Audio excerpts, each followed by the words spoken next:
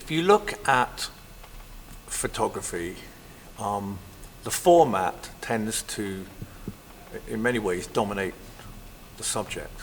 People say, I want to make it really filmic. So what you do, you sort of crop it top and bottom, and you end up with something like really, really sort of panoramic. Well, if we're going to do a moving portrait, then we really should have the camera more sort of like that, because that is now upright, and that's what we know as a portrait.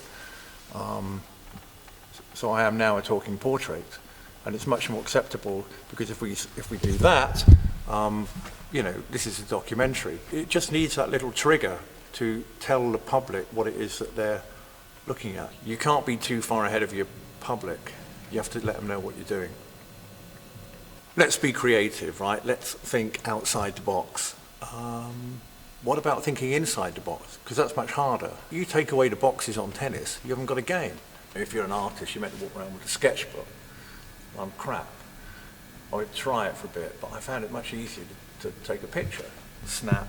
It might be a marking in the road or on the wall, and you think that's interesting, snap. And you find that your eye gets better, and you find that you start taking better photographs. The difference between the sort of younger photographers and the really old, great photographers, there is a wisdom that is built up through years and years and years of trying things out, experiments that have gone wrong, things that have gone right, you know, mistakes that have worked out fantastically well. And it's not so young guys don't know what they're doing. You can't get experience in, you know, 6 months. There's still a skill there that you have to learn. Where's photography going to go now? I have absolutely no idea.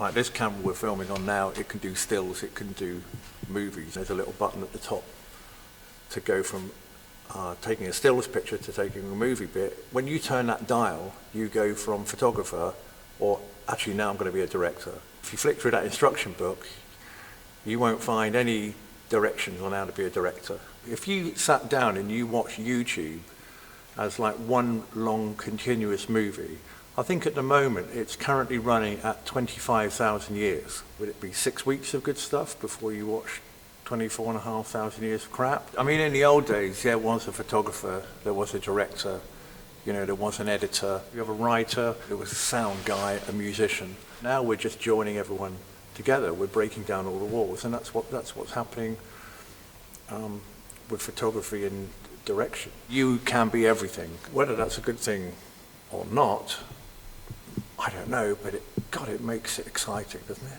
Where's photography going to go now? I have absolutely no idea.